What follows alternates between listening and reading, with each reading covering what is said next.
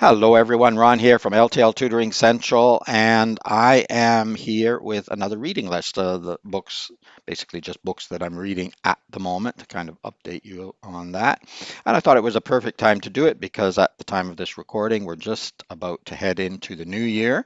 So I can wish you all a very happy new year at the same time, whether you're watching this before or a little after. You have a whole new year to achieve goals. Maybe you make New Year's resolutions. I don't really specifically do that, but a lot of people do, and that's fine.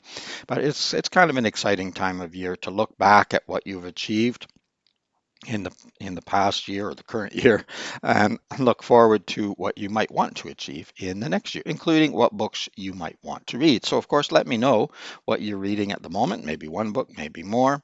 I often have a few books going at the same time, and I'll try to explain why as we move through.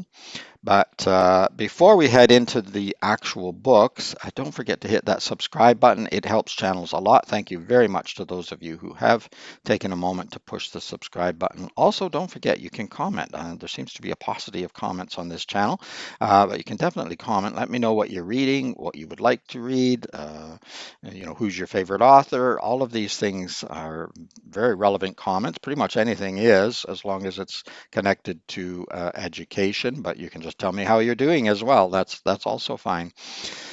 Oh, and also get in touch with me if you want a coupon for one of my Udemy courses, because I can send you a coupon that will save you a lot of money. Just let me know which course you want to take. You can shoot me an email and I can send you a coupon. And if you're interested in my personal tutoring lessons, I do them in person behind me at the big table, but I also do them online all around the world. I've taught students from, well, not quite every country, but many, many countries.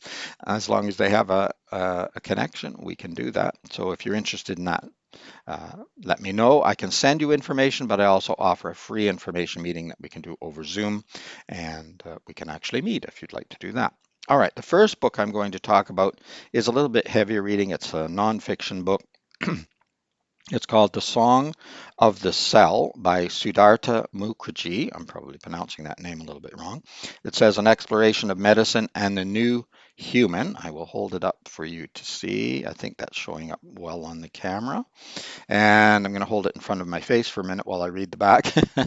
The author he's the author of The Gene, An Intimate History, and New York Times bestseller, The Emperor of All Maladies, a biography of cancer, winner of the 2011 Pulitzer Prize in General Nonfiction, and The Laws of Medicine, associate professor of medicine at Columbia University, and a cancer physician and researcher. And he has many, many more accolades as well, but I'll leave that for now. Um, I have just barely begun reading this book, but I did read his book about the gene. Just finished it not too long ago. Very, very interesting. I didn't rush through it. I'd read some and then I would be reading other things and doing other things, teaching, and then I would read some more. So I took it a little bit slower, but I really did enjoy it. He puts in some personal stories and information. He connects to real people uh, in some of his explanations, and it's written in a way that is uh, I think, fairly accessible to most people. I am not a scientist by any stretch of the imagination. I loved science when I was in school, but I didn't continue on with science. I went into the humanities and I did English and philosophy and psychology, and there's some science in psychology, but I mean, I didn't really get into genes and cells and all of those very, very interesting topics. So, for that reason, I'm reading these books to try to get me a little bit more of an introduction into how that all works. It also the underneath the Song of the Cell's title, there's a sort of subtitle, an exploration of medicine and the new human. So that sounds interesting. Can I make myself into a new human? It's a late stage try to do that, but hey, we're coming into a new year. You never know. This is a New York Times bestseller, according to this as well. So, excellent book. I do highly recommend reading it, especially if you're interested in. I'm just putting this back on a little shelf I have here. It's not a shelf, actually, it's a little heater. The basement is cooler. We're in the basement here, and where I do my teaching. And so this just helps to keep it warm. I'm sure you're not the least bit interested in that, but there you go. So that is a very interesting book. As I say, I've only just started this one, but because I read the one he wrote about the gene, and there's obviously related, and it's exciting to see. It's a little bit scary as well, I'll admit, but it's exciting to see what might be coming down the line in terms of being able to cure certain diseases like cancer. An awful lot of people, uh, you know, die from cancer or have issues throughout their lives with it, but other things as well. The more scary part is sort of manipulating genes and cells and things, and humans' decisions on these areas have not always been positive in the past. They often start off on a positive road and then it gets disrupted, or it sort of turns from a utopian idea into a dystopian idea. And so there are some scary parts as well, but that's the same with everything. That's the same with AI coming in, which has nothing, as far as I know, to do with that book. But there's a connection of the positive, but also potential negative as well, which we've already seen a little bit in both cases from gene work and also with AI. All right, moving on from that, the next book is Margaret Atwood, Book of Lives, a memoir of sorts. I'll just hold it up here. Where can you see it? There it is, Margaret Atwood, Book of Lives, a memoir of sorts.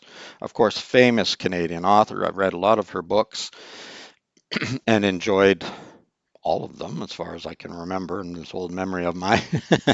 And I am rereading some of her books because many I read, long time ago, decades ago. And so I've changed. I'm sure she's changed by her own admission she has. And I want to see how do I feel about them now. Plus, just to remind me, because there's only so much you remember over all those years. Throughout the book, and the reason it's called a memoir of sorts, I think she said she didn't really want to write the sort of traditional memoir, but throughout the book, what she does is she goes through her life. She starts off as a child, but a lot of it, most of it, is connected to the books she wrote or the stories she wrote, and she's written a lot. So I'm only going to mention a few of them, but she kind of goes through The Edible Woman, Surfacing, Lady Oracle, The Handmaid's Tale. A lot of you will know The Handmaid's Tale if you don't recognize some of the other ones, because not only did she write the book, but she also, or they, she was involved a little bit, but and even acted, I believe, in uh, the TV series, etc., with The Handmaid's Tale, Cat's Eye, The Robber Bride, Elias Grace, The Blind Assassin, and Oryx and Crake, but there are many, many, many more. I've just listed a few of them here, partly because they're maybe the names that would be more recognized than some of the others, and there's lots of books of poetry, etc., as well. And she's written essays and children's stories too. But throughout this book, these names are mentioned, and she says what's happening around her life at that time, and it's very, very interesting. All the way through, she talks about her parents, she talks about her first husband, she talks about Graham Gibson, who is also an author, and they had a fantastic relationship for a long time after she separated from her husband. Um, and it's just really, really interesting. Her father was an entomologist, so she grew up learning about insects, and they they traveled a fair bit. They visited in the north, and she learned about animals and plants and um, how to live off the land, basically, etc., etc. And it is just a really, really good read. I'm almost finished this book. That's why I can say as much as I have. We're just about finished up. I have hesitated to finish it. I keep stopping and saying, I'll read the next chapter tomorrow or later today, because I wanted it to last as long as possible. It's like a really good meal you're having. You kind of slow down to really enjoy every moment. I love the way she writes. She's an excellent writer. And and she's got a great sense of humor as well. Um, Sometimes it's a little bit dark, and sometimes it's a little bit subtle.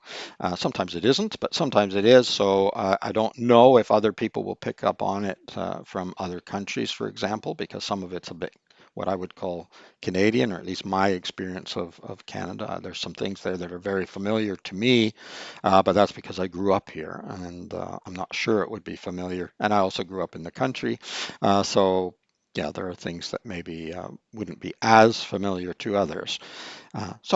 That is a book I highly recommend reading. And this is related to that. It is Margaret Atwood again. And the reason I'm mentioning it, I found this book, which I didn't actually even remember we had, but I was looking because at the beginning of the other book that I just mentioned, the memoir of sorts, she talks about the edible woman. It's a fairly early novel. And I thought, I've read that. I'm pretty sure I've read that. I think I have this book here somewhere. So I went on a search, and I think I do have, I'm popping here, an individual book of it. But I did find this one, which I kind of forgot that I had, and bought it years ago. And it is Margaret Atwood, The Edible Woman, Surfacing The Edible Woman, Surfacing, and Lady Oracle. There are three books in one. It's called Great Writers of Canada at the top, complete and unabridged. So I reread The Edible Woman, or at least I think I did, to be honest. I mean, I'm popping a lot here.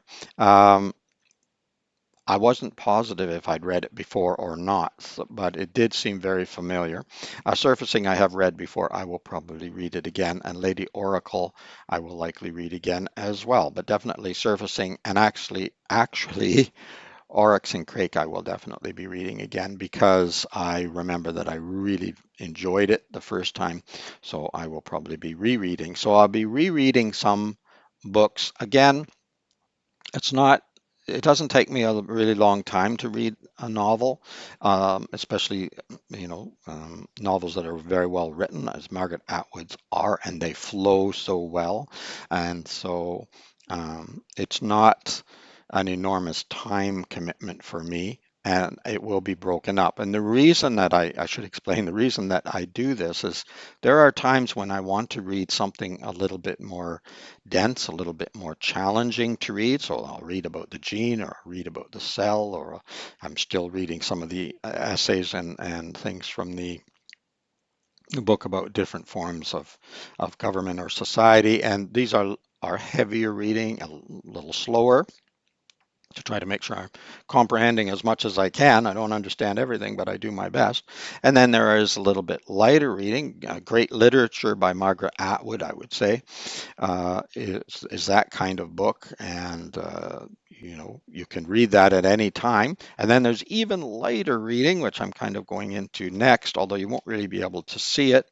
It's actually a Jeffrey Deaver novel, Death of a Blue Movie Star. And I'll give you a hint.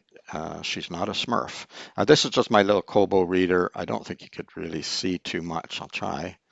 It's really kind of hard to see. It's a bit of a glare. It's a very old Kobo reader as well. I'm thinking, how old is it? I think it's 20, 25 years. Yeah, it's pretty old.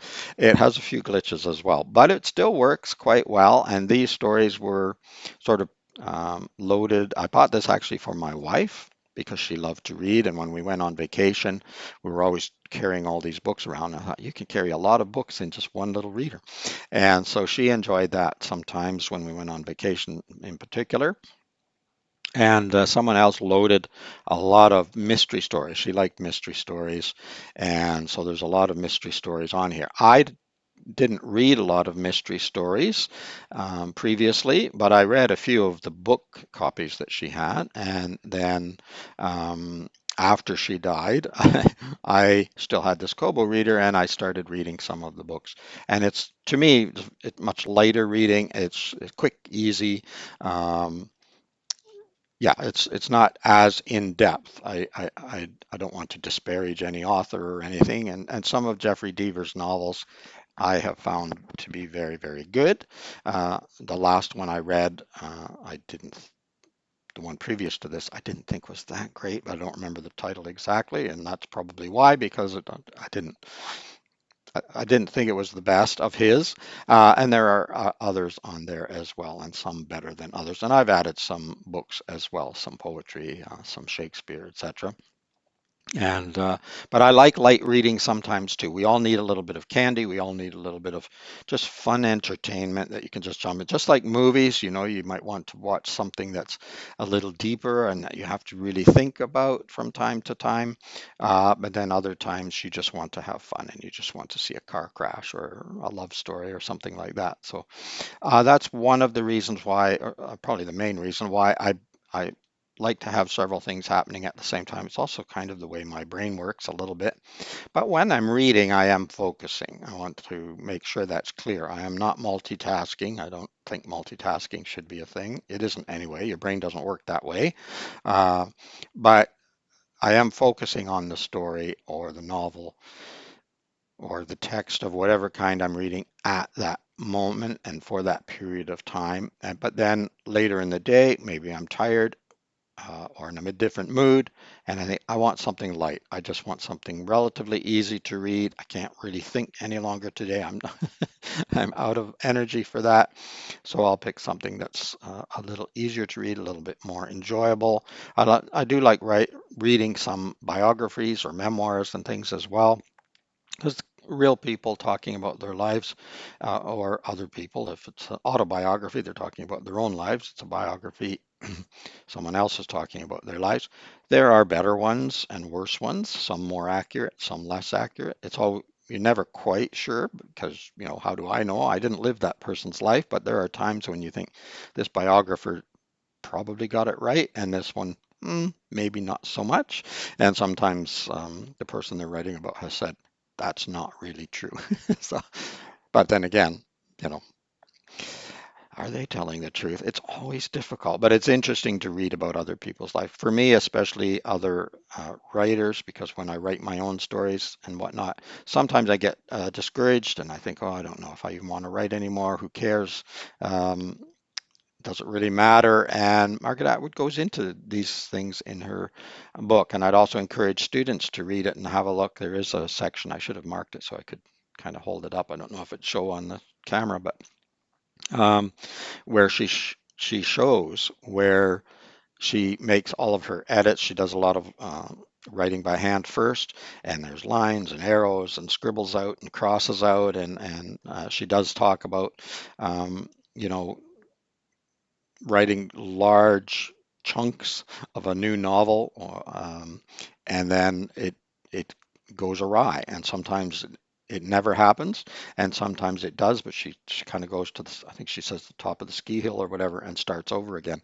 So it helps to keep you motivated to keep writing when you know that famous authors have all of these issues as well. Everyone will be a little bit different, but amazing. I should mention too, I guess looking into 2026, Graham Gibson, who Margaret Atwood spent a great deal of her later life until he died, um, and he died of cancer as well, speaking of, but he was a novelist and also wrote other books about birds and whatnot.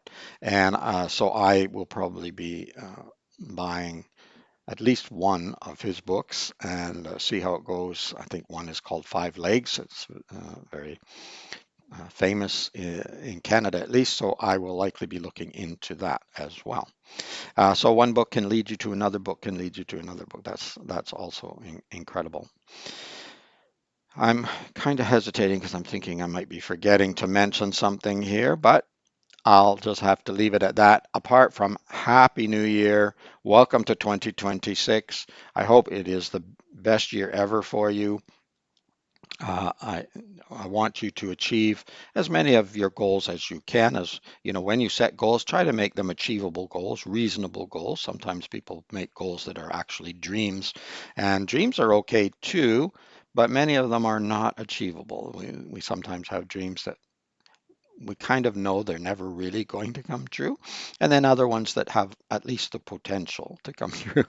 Uh, I hope you reach all of the goals that you want to. Don't be too discouraged if things go awry, particularly particularly, if I could get the word out, New Year's resolutions, they often go off the rails. This is the problem when you don't edit. I did watch a video the other day though, and they edited it so much. It was very annoying because it was cut, cut, cut, cut, cut, and you could tell because there's all this glitch when they come back. It's like you're just talking. Why do you have to edit yourself so much? Just make a mistake. It's okay. At least that I'm convincing myself while I'm trying to convince you. New Year's resolutions often don't work out right away and fall apart in the first few weeks or month. And don't worry about it. Either reassess if you still think that's a good resolution or a good goal.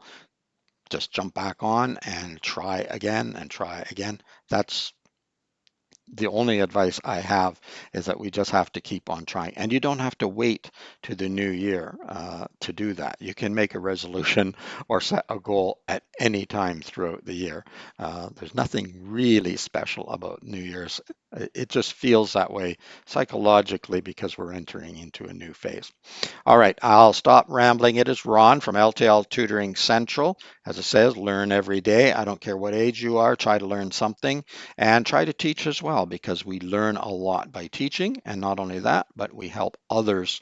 And that's also the great thing about Margaret Atwood. Uh, Siddhartha too, probably, well, not probably, definitely is teaching all the time. So once you learn some things, try to teach others. It also reinforces it for you. So it's really a benefit to everyone. We should all be learners and we should all be teachers for our entire life. Check in the description below for links to my books, to uh, I've forgotten what I was going to say. Other thing, don't forget to subscribe and like and comment. Let me know how you're doing. What are you looking forward to in 2026? Or maybe what are you reading? It doesn't matter what you read. Some people disparage certain authors or certain types of literature, but I think you can learn from any kind of literature, any kind of book. Um, any author and all authors, whatever they're writing, whether they're writing something very heavy and dense and academic, or whether they're writing a funny story or a light story or a mystery story that tends to follow a bit of a formula or whatever, they're all working hard to entertain and to give you something. So there's something there. And if it makes you feel good, there's a benefit already, and then that'll help you to learn other things when you go back to your academic learning. All right, it is Ron from L.T.L Tutoring Central. I've already said that several times. Bye bye for now.